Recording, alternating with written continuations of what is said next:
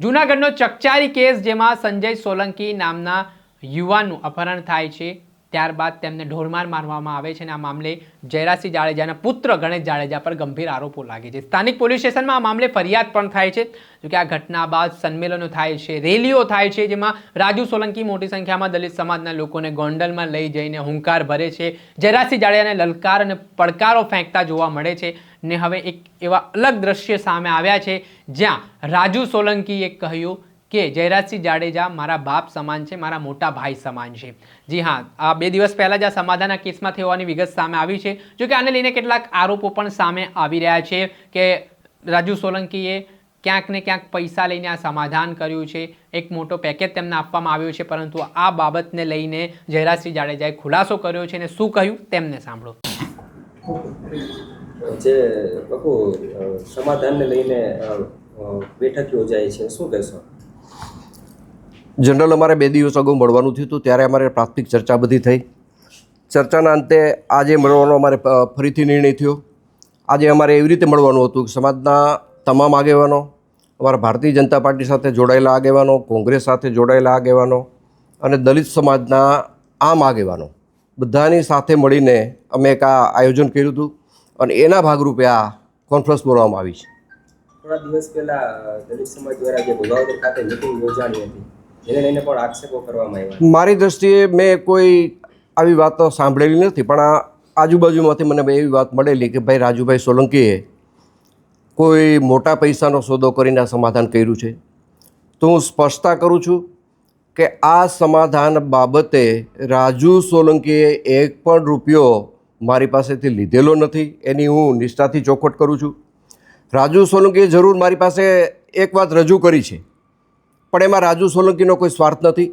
રાજુ સોલંકીએ મારી પાસે એ વાતનો પ્રસ્તાવ મૂક્યો હતો કે હું અમારા સમાજની ગરીબ દીકરીના સમૂહ લગ્ન કરવા જઈ રહ્યો છું, સમાજ પાસેથી મારે ફાળો લેવાની ઈચ્છા નથી, તમે મને આ સમૂહ લગ્નમાં ભોજન સમારંભના ખર્ચમાં તમારે મને મદદ કરવાની છે અને આ ભોજન સમારંભ તમારે મને કરાવી દેવાનો છે। અને એમાં મેં રાજુને હા પાડેલી છે। બાકી રાજુએ કોઈ રોકડા પૈસાની વાત, કોઈ સમાધાન પેટે સોદાની વાત રાજુ સોલંકીએ મને ક્યારેય કરેલી નથી। રાજુ સોલંકી ક્યારે એક પણ પૈસાનો મારે વહીવટ થયેલો નથી।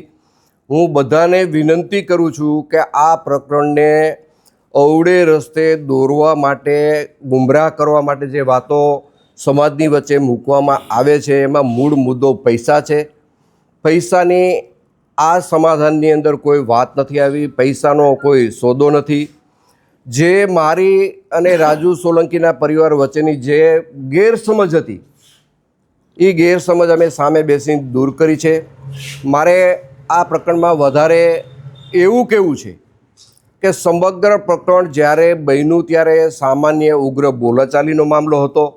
આ મામલો વધીને 2 દિવસમાં બનાવ પછી પૂરો થવાનો હતો, પણ રીબડા અનિરુદ્ધે આખા પ્રકરણને ગેરમાર્ગે દોરવા માટે રાજુ સોલંકીને કાંઈ કીધું, સમાધાનનું કાંઈ આમ વાત કરી, આ તે વાત કરી, પૂરેપૂરા સમાજને ગુમરાહ કરવામાં જો મુખ્ય ફાળો કોઈનો હોય તો રીબડા અનિરુદ્ધનો રહ્યો છે।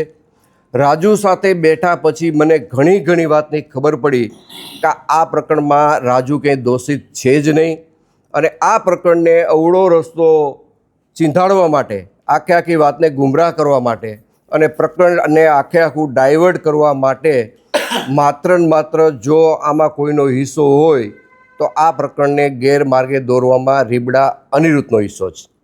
રાજુ સોલંકીએ ક્યારેય પૈસાની વાત કરી નથી। રાજુ સોલંકીના પુત્ર જે મારી બાજુમાં બેઠો છે સંજય, એમને કોર્ટ સમક્ષ જે કાંઈ બનાવની હકીકત હતી એ હકીકત કોર્ટ સમક્ષ એને રજૂ કરી દીધી છે। વાત હવે પછીના કેસની છે, તો અમારા કેસની રીતે પણ સમાધાન થઈ ગયું છે, કાયદાની રીતે પણ સમાધાન થઈ ગયું છે અને મૌખિક અમે બેઠા પછી એક પારિવારિક ભાવનાથી અમારી વચ્ચે આ સુખદ અંત આવ્યો છે। આ વસ્તુને કોઈ અવળે રસ્તે ન દોરે, કોઈ જુદી રીતે ન જોવે। રાજુ સોલંકી પણ ભોગ બનીને આવ્યો છે, ત્યારે એને કોઈએ કાંઈ કરી દીધું નથી। અનિરુદ્ધે માત્ર ને માત્ર વાતું કરી છે। અનિરુદ્ધ તરફથી રાજુ જેલમાં ગયા પછી કોઈ જાતનો સહકાર મળેલો નથી, રાજુની હાજરીમાં હું કહું છું।